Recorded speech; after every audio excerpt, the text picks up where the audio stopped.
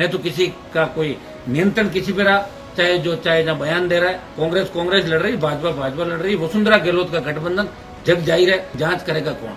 जांच तो जब होगी जब आरएलपी की सरकार राजस्थान के अंदर बनेगी। अगर मंत्रिमंडल विस्तार हो भी जाए तो क्या हो जाएगा? अगर मान लो सचिन पायलट जैसे कह रहे हैं भाई इनके 4-6 मंत्री बन जाए, मेरी तो ये मांग है कि जो भ्रष्ट मंत्री है, जिन पे भ्रष्टाचार का आरोप लगे, जैसे राजस्व मंत्री पे भारी भ्रष्टाचार का आरोप लगे, इन दूसरे चिकित्सा मंत्री पे लगे, परिवहन मंत्री पे लगे, 1 दर्जन मंत्रियों पे भ्रष्टाचार का आरोप लगे, उन सबको सरकार को ड्रॉप करना चाहिए।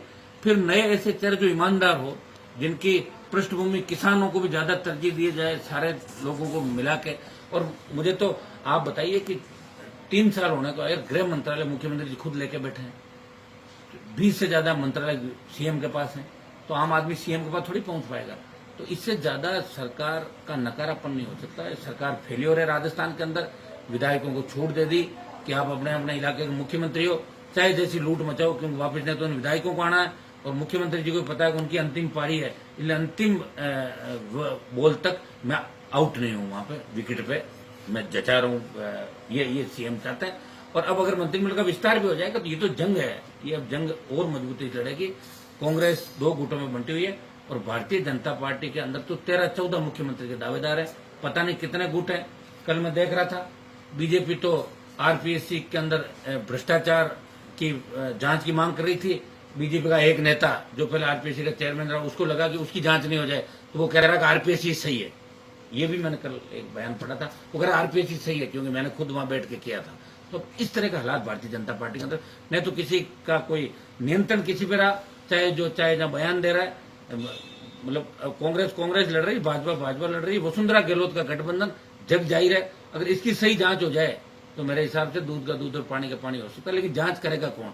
जांच तो जब होगी जब आरएलपी की सरकार राजस्थान के अंदर बनेगी, तब दोनों सरकारों के नेताओं को ये इनकी जांच करा के और इनकी सही जगह पहुंचा दें। और फोन टैप और जासूसी किसी की भी नहीं करानी चाहिए।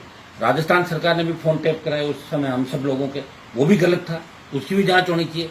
और दिल्ली की सरकार ने जो जासूसी कराई, इसकी भी जांच होनी चाहिए।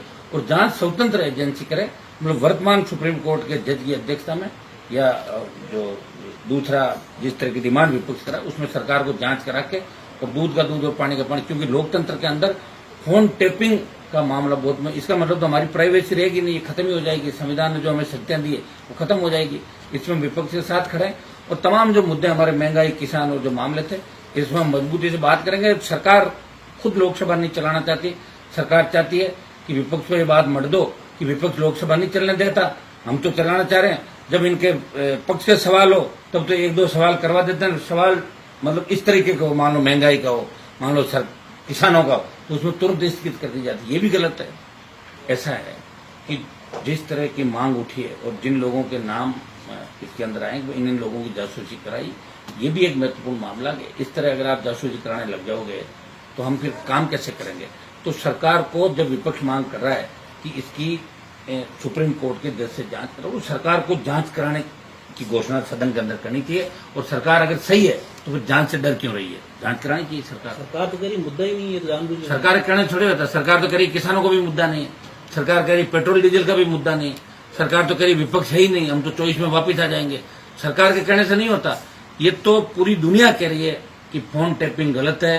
किसान के मामले में सरकार मोदी जी को जिद छोड़नी चाहिए। जिद करके बैठ गए कि मैं तो बस ईगो प्रॉब्लम हो गई, जिद है मेरी, किसानों को झुका के मानूंगा।